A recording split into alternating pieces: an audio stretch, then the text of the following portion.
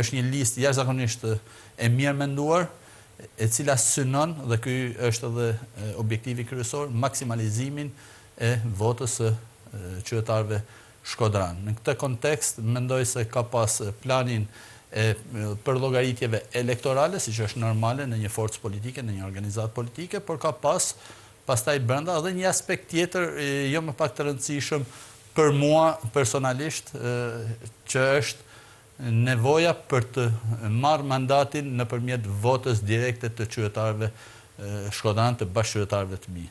Në të kontekst, unë e kam mirëprit përfshirjen time në listën e hapur të Partisë Demokratike, madje kam qenë në ato që e kam preferuar qenien time në listën e hapur të Partisë Demokratike, pikërisht për faktin se doja të isha i fortë me votën e bashkëqytetarëve të mi shkodran, vlerësimin e tyre.